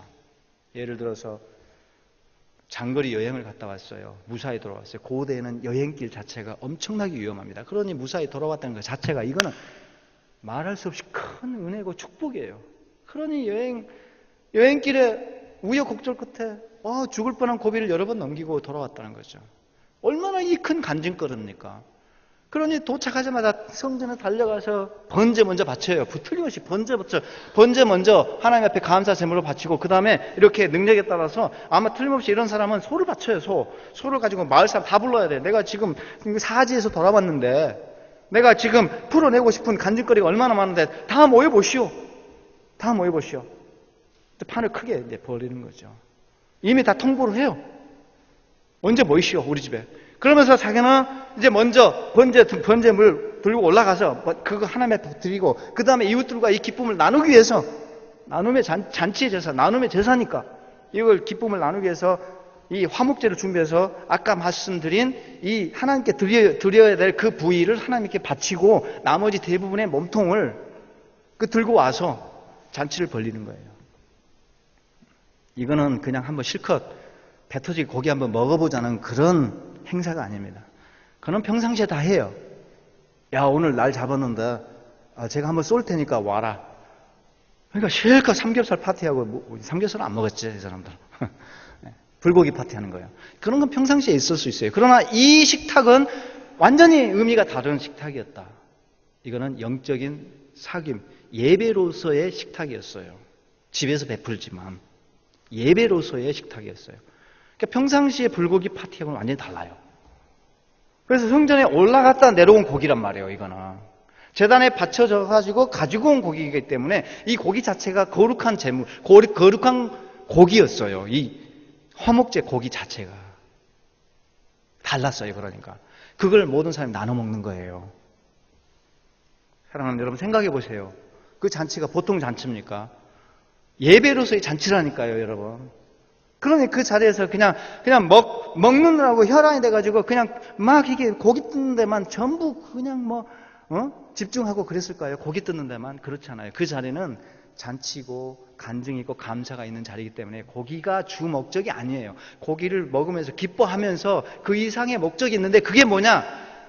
기쁨을 나누는 거예요. 간증을 서로 듣고 다 같이 하나님께 찬양 올리는 그런 목적이 있습니다. 그러니 그 자리에서 그 사람이 이번에 내가 여행 갔다 와서 들어보시오. 하나님이 나를 어떻게 뒷바라지고 너 어떻게 피할 길을 주셨는지 산적대가 이렇게 나타나가지고 한 20명이 나타나고 다 집어갈 뻔하고 칼질해가지고 우리도 어떻게 될지 몰랐는데 세상에 저쪽에서 누가 보냈는지 모르겠는데 지나가는 군인들이 한 부대가 와가지고 이놈들 다 쳐부주셨다. 어떻게 된 거냐? 그 순간 절대절명의 순간에 그 군인들 아니었으면 우리 다 죽었을 거야. 다 뺏기고. 근데 그 군인들 때문에 우리가 살았어. 무사히 돌아왔어. 하나님 보내신 지나가는 어떤 군대일 수도 있죠. 그 군대들이 이제 도와줄 수가 있는데 하나님의 섭리 가운데 그런 일이 있었다는 그런 고백을 하는 거예요. 간증을. 할렐루야 참 감사하다 박수치고 얼마나 기뻐요. 고기 뜯어먹는 게 목적이 아니에요. 지금 그거 먹으면서 할렐루야 우리 하나님 참 높으신 하나님 위대한 하나님 너무나 귀하신 좋으신 하나님이시구나. 할렐루야. 그러면 그 사람만 간증하겠어요? 그 자리에 있던 사람들 중에 나도 요즘 최근에 감사한 일이 있었어요. 또 다른 사람이 또 간증을 해요. 이 간증을 나눠요. 얼마나 기쁩니까, 여러분? 그런 자리였어요. 틀림없이 화목제 식탁은 그런 자리였습니다. 좋지 않아요, 여러분? 좋죠? 생각만 해도 너무 기분 좋죠? 그게 화목제예요, 여러분. 이게 보통 제사가 아니에요. 너무나 귀한 제사예요. 그리고 이게 또 왜 화목제냐면은 이거 화목을 만들기 위한 제사는 아니에요, 사실. 그러니까 착각을 하면 안 돼. 신약성경 요한일서 2장 2절 예수님께서 우리의 화목제물로 하나님께 바쳐졌다 그러니까 화목제물이 마치 하나님과 우리 사이의 반목 관계를 다시 화목의 관계로 만들어주는 그런 이게 지금 갈등 관계 좀 어긋난 관계를 다시 바로잡아주는 하나님과 우리 사이를 화목하게 만드는 제사처럼 이렇게 착각을 하면 안 돼. 이미 우리는 그 사람은 제사 바치는 사람은 하나님과 화목한 관계예요. 그러니까 감사이지, 감사제물이지. 이미 화목한 관계에서 감사를 표현하기 위해서 하나님 정말로 너무 감격스럽습니다. 그 주체할 수 없는 감동을 가지고 막 달려가서 바쳤기 때문에 화목을 만들기 위한 제사는 아니다. 화목을 만들기 위한 제사는 삐뚤어진 것을 다시 바로잡는 제사는 그 삐뚤어지게 하는 것은 죄이기 때문에 하나님과 나를 관계를 어긋나게 하는 것은 방해하는 것은 죄잖아요. 죄가 가운데서 그걸 우리를 방해하기 때문에 그 관계가 깨진 거예요. 죄 때문에. 그걸 바르게 다시 그 죄를 빼내고 다시 관계를 회복시키는 제사, 화목을 만드는 제사는 속죄제입니다. 속죄제예요. 그러니까 화목제는 화목을 만들기 위한 제사는 아니에요. 하나님과 바르게 지금 교통하고 친교가 사귐이 깊은 관계에서 감격을 더 나타내고 고마움을 표시하기 위한 그런 제사였다는 거죠. 그러니 당장에 달려가서 또 여행에서 돌아와가지고 군대에서 출정 갔다가 무사히 돌아왔다. 목숨 보존하고 이거 큰 은혜예요. 전쟁 나갔다가 무사히 돌아왔으니까. 죽을 질병에서 회복되었다. 얼마나 큰 감사합니까? 그런 경우 당장에 짐승 준비해서 올라가는 거죠. 이런 게 화목제이기 때문에 화목을 만들기 위한 제사는 아닙니다. 화목을 만들기. 그런데 이것이 화목을 창출하는 효과도 분명히 있었다는 거지. 분명히 주 목적은 화목을 만들기 위한 것은 아니고 이웃과 이웃 간에는 화목을 더 강화시키고 그 관계를 더 돈독하게 하고 일종의 단합대회장처럼 돼요. 단합대회를 하는 거예요. 마을 사람들이 야 우리 잘해보자 이런 분위기가 조성돼요. 그래서 마을의 그 견고한 관계가 더 강력한 어떤 친교의 관계로 들어가는 것이 맞는데, 그래서 마을 사람들의 화목의 관계가 더 견고해지는 효과가 있는데, 그러나 틀림없이 화목을 창출하는 효과도 있었다. 왜? 평상시에 조금 불편한 사람이 있어요. 누구든지 그렇잖아요. 좀 그냥 삐뚤어졌어. 사소한 일로 얼굴도 안 봐. 그런 사람이 있죠. 우리도 다 있죠. 저도 있어요, 솔직히. 내가 정말 정직하게 저도 지금도 있습니다. 그런 사람 있어요. 누구든지 다 있잖아요. 저 사람 탓하고. 그래서 서로 얼굴 안 보는 관계가 있어요. 근데요, 큰 일을 치르고 오는 사람들은 특징이 뭐냐면 마음이 여유로워져요. 널널해져 버려. 왜 그 사람이 사지에서 돌아왔는데 째째하게 아직 감정 응어리를 안 풀고 얼굴도 안 봤던 사람 초대장 안 보냅니까? 문자 보냅니다. 저 집사님 그냥 오세요. 나 이번에 무사히 돌아왔는데 그냥 집사님 얼굴 한번 보고 싶네요. 초청장 보냅니다. 여러분 안 보냅니까? 여러분 보니까 얼굴 보니까 다 보내실 분들이야. 얼굴 보니까 그렇잖아요. 마음이 너그러워져요. 큰 은혜 받은 사람의 특징입니다. 너무 큰 은혜를 받으면 나머지 것이 너무 시시해 보여. 그러니까 왜 내가 그랬지? 하면서 초청장을 전화하고 그다음 카톡 보내고 말이죠.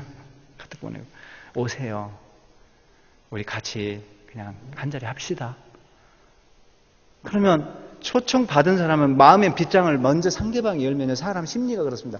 그분이 먼저 내게 얼굴을 돌리고 마음의 빗장을 열면 나도 그냥 자동으로 녹아줍니다. 이제 가죠. 또. 그냥 가자. 가서 그 자리에서 덥석 껴안는 거죠. 화목이 만들어져. 화목이 만들어져요. 단목되었던 관계가 그 잔치의 자리에서요, 녹아버립니다. 순식간에 녹아서 없어져 버려요. 갈등 관계가 사라져 버립니다. 그게 바로 또 화목제가 주는 효과였습니다. 그러니까 화목제란 말이 참 좋은 번역입니다. 하나님과 반목된 관계에서 화목을 만들기 위한 것은 아니지만, 이웃 간의 그 관계를 회복하기 위해서 그걸 막 억지로 바치는 것은 아니었지만, 은혜 받고 난 다음에 2차적인 효과로 그런 갈등과 반목 관계도 청산이 되더라 하는 것입니다. 이것이 화목제였어요. 얼마나 중요한 제사입니까, 여러분? 참 멋진 제사입니다, 화목제. 저는 이 화목제의 의미를 발견하고 오래도록 감격했습니다. 우리 교회 공동체가 이런 화목제의 정신이 실현되면 좋겠다. 우리 한국교회가 이걸 알았으면 좋겠다. 번제도 중요하지만 화목제도 이렇게 중요한다. 그래서 지금 여러분 앞에 와서 이 화목제를 깊은 오묘한 진리와 의미를 지금 제가 여러분들한테 이렇게 끄집어내서 함께 나누고 있는 것이죠. 지금 현재. 좋잖아요. 여러분 좋죠? 예, 참 좋아요. 그리고 서원의 화목제가 있습니다. 이것은 하나님께 서원을 걸어요. 서원하기 위해서 짐승 바치는 게 아니라, 소원을 걸 때 짐승 바치는 게 아니에요. 그게 아니고 하나님께 내가 서원을 했어요. 뭐가 지금 안 풀리고 뭐가 없어. 내가 꼭 필요한다. 하나님이 안 주셔. 그러면 서원을 걸어요, 사람들이. 한나가 대표적이잖아요. 서원을 걸어. 하나님 때를 써야 돼. 그러면서 이제 걸어요. 하나님께서 이렇게 해주시면 나는 이렇게 하겠습니다. 이게 소원이에요. 그렇죠? 달라고 발버둥 치면서 하나님께서 그러나 이걸 응답해 주시면 내가 이렇게 하겠습니다 라는 것이 이제 서원 기도예요, 사실. 구약 백성들도 서원 기도를 많이 했습니다. 서원이, 이 한나가 대표적인 케이스인데 하나님이 그걸 딱 응답해 주셨어. 얼마나 감사합니까? 하나님, 눈물 나게 감사해요. 평생의 소원이었는데 한나가 그렇게 일가 없어가지고 한이 맺혀가지고 매년 오늘 통곡을 하고 했는데, 하나님 왜 그렇습니까? 내게도 아들을 주세요. 한이 맺혀 있습니다. 왜 제게는 이렇게 그런 복을 안 주시고 그렇습니까? 그래서 때를 썼는데 하나님께서 걸었잖아요. 주시면 그 아들을 내가 성전의 종신 봉사자로, 성전을 위해서 일하는 아이를 봉헌해 드리겠습니다. 걸었어요. 하나님이 사무엘을 주셨네. 얼마나 감격입니까? 그래서 젖을 떼고 난 다음에 즉시 소원을 이행하기 위해서 소를 가지고 실로 성전에 올라가잖아요. 남편을 데리고 자기 제사예요. 그때 소를 가지고 가는데 우리 성경에는 소 3마리로 나왔어요. 그런데 어떤 다른 성경은, 다른 영어 성경도 다른 영어 성경은 3년생 소 1마리 이렇게 나왔어요. 그게 이제 해석하기 나름이에요, 히브리어를. 이게 3년생 소도 가능하고 또 소 3마리도 가능해. 근데 우리는 그러니까 소 3마리 했는데 그게 중요한 게 아니야, 근데. 그러니까 소 3마리로 알고 계세요. 저는 개인적으로 3년생 소 1마리인 것 같아요. 왜냐, 그게 보통 1마리를 바쳤거든.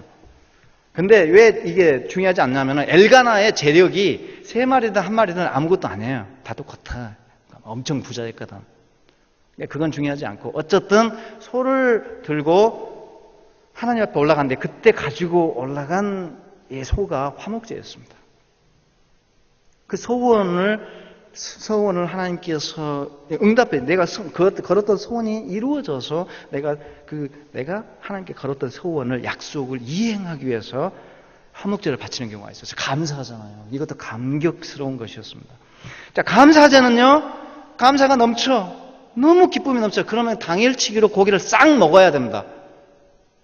감사가 가장 뜨거울 때 그거를 싹 다 고기를 해치워야지 의미가 있지. 질질 끓여가지고 다음날 또 한 번 아껴놨다 먹고 이런 거는 별로 의미가 없었어요. 그건 감사제답지가 않았습니다. 그래서 하나님께서 그날 다 먹어치워라라고 유통기한을 하루로 정해놨습니다. 그런데 서원제는 하나님께서 그 다음날도 먹어도 돼. 유통기한이 이틀이었습니다. 그 다음에 자원의 화목제가 있었습니다. 자원의 화목제. 이것은 특별한 일이 없어. 감사한 일이 없고 내가 하나님께서 내 소원 기도를 응답해 주신 것도 없고 뭐 특별한 이유가 있는 건 아닌데 그냥 좋아. 그냥 갑자기 어느 날 하나님이 이렇게 은혜가 느껴져. 성령의 감동이 막 와. 여러분 그런 적 없어요? 다 있잖아요. 없어요? 운전하고 가다가 괜히 눈물 나. 이유가 없어. 그냥 막 하나님 은혜가 느껴지고 엄습해. 너무 좋아. 입에서 찬송 나오잖아. 교회 가서 막 기도하고 싶고 막 마음껏 내가 막 찬양을 하나님께 올려드리고 싶은 마음이 막 생길 때가 있어요. 다 그렇잖아요. 그렇죠? 우리 집사님 그러죠? 있잖아요. 구약 백성도 그랬습니다. 우리 장로님 그렇죠? 있잖아요. 그럴 때는 그냥 들고 가는 거예요. 너무 좋아. 하나님 너무 좋아. 사랑해. 그래서 동네 사람들 불러다가 그냥 제가 그냥 묻지 마세요. 그냥 좋아요, 저. 나 그냥 은혜가 막 좋아. 너무 하나님이 좋아요, 저. 그냥 한번 먹읍시다. 그래서 또 식탁을 마련해서 또 파티를 하는 거예요. 너무 좋으신 하나님 찬양하면서. 얼마나 멋집니까? 참 멋있는 제사입니다. 이렇게 공동 식사를 합니다. 자, 사랑하는 이제 말씀을 이제 맺읍시다. 이제 우리가 말씀 맺읍시다. 번제는 수직적으로 하나님께 다 올려드리는 제사였습니다. 이게 수직적인 제사예요. 그런데 화목제는 나눔의 제사였습니다. 이거 지금 뭘 그리고 있죠? 화면에도 답이 나왔네. 뭘 그리고 있죠? 예, 수직적, 수평적 이 자체가 십자가예요. 저는 예배는 참고로 십자가 예배라고 생각해요. 십자가 예배여야 한다고 생각을 합니다. 우리 예배는 어떤 예배가 되어야 되느냐? 번제에서도 제가 첫날, 두 번째 날 우리 예배에 대해서 어제 제가 말씀드렸어요. 예배자의 태도. 근데 화목제를 통해서도 우리가 교훈받을 수 있는 예배의 정신이 있습니다. 그건 바로 나눔입니다. 그렇게 해서 수직적인 예배에만 집중하는 것이 아니라 수평적인 나눔의 예배도 참 중요하다. 그래서 결국 우리 예배는 십자가 예배가 되어야 된다. 나눔의 요소가 우리의 예배 현장에 있어야 된다. 저는 그렇게 생각을 합니다. 십자가이기 때문에 여기는 속죄제가 자동으로 들어갑니다. 그리스도의 보혈의 그 속죄 공로 때문에 우리가 예배에 드리는 거죠. 그분을 힘입어서, 그 십자가를 힘입어서 이 자리에 앉아있어요. 이건 자동으로 포함되는 거예요. 이 십자가 예배는 결국 십자가 속죄제를 상징을 해요. 속죄받은 자들이, 용서받은 자들이, 속죄의 효과를 이미 얻은 자들이 예배 현장에 앉아있잖아요. 그런 십자가 예배죠. 그 사람들이 하나님께 집중하고 이웃과 서로 나누고 하는 것이죠. 우리 예배는요, 십자가 예배이어야 합니다. 그래서 그 십자가의 공로를 늘 마음에 품어야 되고요. 예배 자리에 앉을 때마다 여러분이 번제물로, 온전한 번제물로 앉으라고 말씀드렸죠. 체크하고 내가 흠없는 제물로 왔는가? 그 예배자의 자세인데 내가 그 십자가의 공로를 입은 자인가? 그걸 확인하셔야 됩니다. 그 감격이 늘 가슴속에 있어야 되고, 그리고 하나님께 집중하십시오. 수직적으로, 그리고 수평적으로.